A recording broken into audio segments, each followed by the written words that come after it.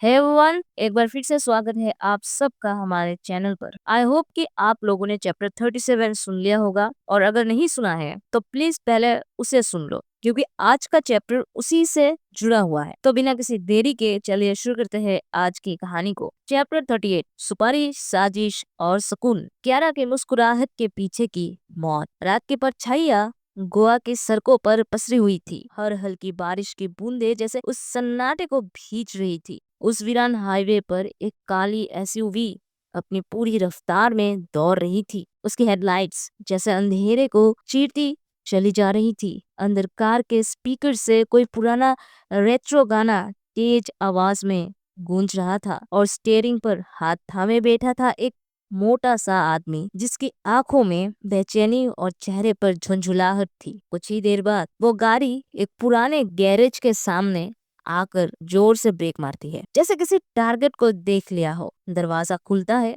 बारिश की कुछ बूंदें सीट से लुढ़कती है और नीचे गिरती है। गाड़ी से उतरते हुए वो मोटा आदमी अपनी सुलगते सिगरेट के होठों के कोने में फंसाए आगे बढ़ता है। अंदर गैरेज में कुछ वर्कर झुके हुए अपने काम में लगे हुए हैं। कोई बोनट खोल रहा है, कोई टायर निकाल रहा है। मोटा आदमी अपने भारी आवाज में गरजता है, ये बॉस कहाँ है? एक वर्कर गर्दन उठाकर जवाब देता है, बॉस ऊपर ऑफिस में है साहब। इतना सुनते ही वो आदमी बिना कुछ कहे अपने भारी भरकम शरीर को सीढ़ियों की ओर घसीटने लगता है। हर कदम पर उसका वजन जैसे लकड़ियों की सीढ़ियों को भी गुंजा देता है। सीढ़ियां चढ़ते हुए वो कमरे के बाहर रुकता है। दरवाजे पर एक मोटा सा लेवल है, प्राइवेट, डू नॉट डिस्टर्ब, लेकिन संतोष जैसे किसी चेतावनी को मानने वालों में से नहीं था। वो दरवाजा खटखटाता है और फुसफुसाते हुए कहता है, बॉस मैं संतोष हूँ। अगले ही पल दरवाजा खुद ब खुद खुल जाता है। अंदर से रोशनी की एक पीली धार निकलती है और दरवाजे की ओट से एक साया उसे घूर रहा होता है। अरे विवेक, मारेगा क्या मुझे? संतोष हड़बड़ाते हुए एक लंबी सांस खींचता है। दरवाजे पर खड़े पतले से विवेक की आंखें नर्म नहीं ठंडी थी। उसने कुछ नहीं कहा, बस दरवाजा पूरा खोल दिया। भीतर अजीब सी गंध थी, पसीने, धुएं और खून की मिली जुली। संतोष जैसे ही भीतर आया उसने देखा कमरा लगभग खाली था, लेकिन उस खालीपन में भी दहशत भरी थी। टेबल के ठीक नीचे खून की एक धार बह रही थी, लाल, ताजा और गाढ़ा। टेबल की दूसरी ओर से किसी की हाफने की आवाज आ रही थी, जैसे जिंदगी और मौत की खींचतान चल रही हो। संतोष कांपते कदमों से टेबल के पास गया और झांक कर देखा। उसका बॉस, एक नाटा, चौड़े कंधे वाला, गंजा सा मगर मर्दाना चेहरा, किसी को बेहताशा चाकू से गोद रहा था।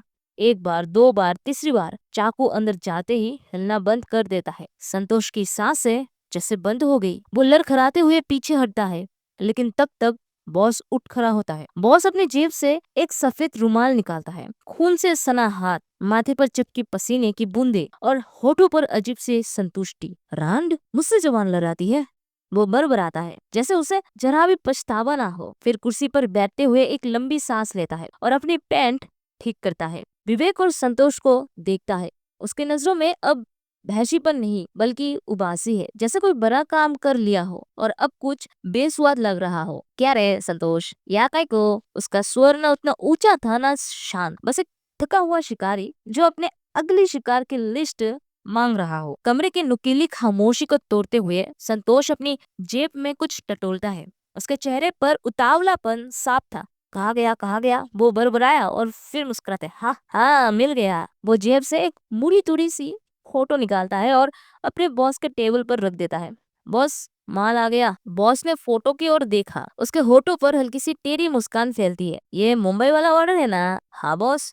संतोष उसके बात पकड़ते हुए चापलूसी के अंदाज में बोला, बड़ा माल है, 3 करोड़ की सुपारी लगी है इस पर। बॉस अपने सीट से थोड़ा झुककर टेबल के साइड में रखा चाकू उठाता है, फिर उसी चाकू से उस फोटो को 2 हिस्सों में चीर देता है। देर किस बात की, चलो अभी खत्म कर देते हैं। संतोष थोड़ा सपकाता है, फिर सिर खुजलाते हुए बोलता है, लेकिन बॉस, उन लोगों ने कहा है कि किसी को खबर नहीं होनी चाहिए, और लड़की को परसों रात टपकाने का कहा है। बॉस की भौहें हल्की सी उठती है। परसों? हाँ बॉस, शूटिंग के लिए आई है वो।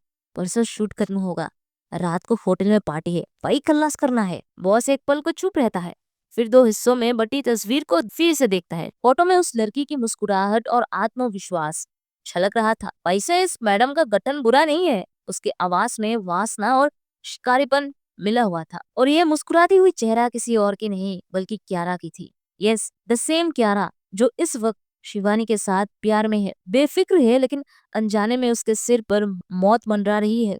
और ये सुपारी किसी और ने नहीं, हितेश ने दी है। लेकिन ठीक उसी वक्त मरियाना होटल के स्पेशल अपार्टमेंट के अंदर माहौल पूरी तरह से कोजी और इंटीमेट हो चला था। जैसे ही दोनों कमरे में दाखिल हुई, कियारा ने वो इनविटेशन कार्ड बिना देखे ही बेड पर उछाल दिया, फिर अपने शर्ट की बटन खोलते हुए बेड पर धप से बैठ गई। शिवानी थोड़ी उलझन में थी। वो धीरे से पास आई और हिचकिचाते हुए बोली, कियारा, ये कार्ड किसने भेजा है? कियारा ने जवाब नहीं दिया, बल्कि हल्के से मुस्कुराई और धीमे से बोली, इधर आओ। शिवानी उसके पास गई, लेकिन तभी कियारा ने थोड़ी शरारत के साथ कहा, अब मेरी गोद में बैठो। शिवानी ने हौले से कियारा के गोद में बैठते हुए उसके सीने पर हल्का सा मुक्का मारा। अब बताओ भी, कौन था? कियारा ने उसका गाल चूमते हुए कहा, कूल वाइफी कूल। और फिर धीमे स्वर में मुस्कुराकर बोला, ये कार्ड मेरे भाई ने भेजा है। शिवानी ने माथा से कोड़ते हुए पूछा, भाई? हाँ, आरव।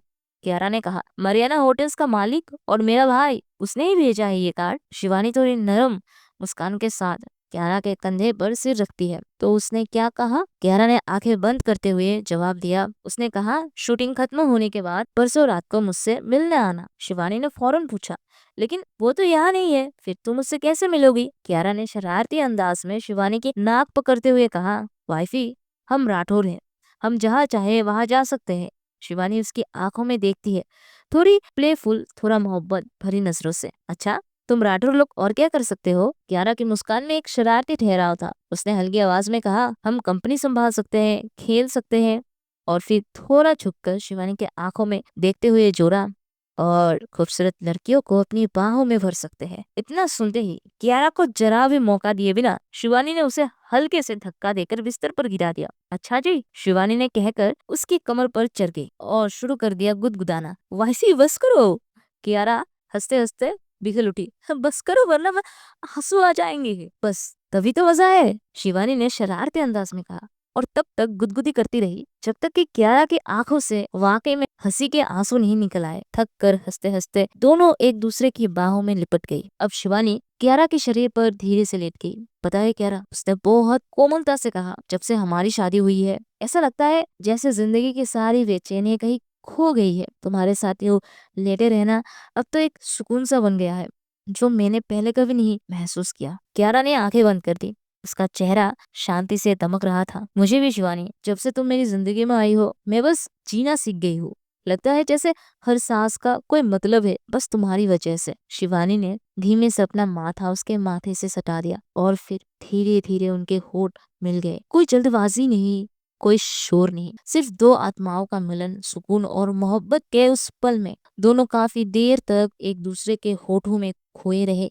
सारा कमरा जैसे उस मौन प्रेम में डूबा हुआ था। जब कियारा ने हल्के से अपने होठ अलग किए, उसने मुस्कुराते हुए शिवानी को अपनी बाहों में भींच लिया। चलो अब सो जाते हैं, उसने शिवानी के कानों में फुसफुसाया। सुबह जल्दी उठना है, तुम्हें शूटिंग पर भी जाना है। शिवानी कुछ पल चुप रही। उसकी आंखों में एक हल्की सी मायूसी उतर आई थी, जैसे उसने कुछ और चाहा हो, कुछ अधूरा सा रह गया हो। उसने धीरे से अपना चेहरा दूसरी ओर मोड़ लिया। कियारा ने उसके चेहरे को देखा और एक पल को उसका दिल जैसे सिर उठा। क्या हुआ बेबी? उसने शिवानी की आंखों में झांकते हुए पूछा। शिवानी ने जैसे कुछ छुपाने की कोशिश की।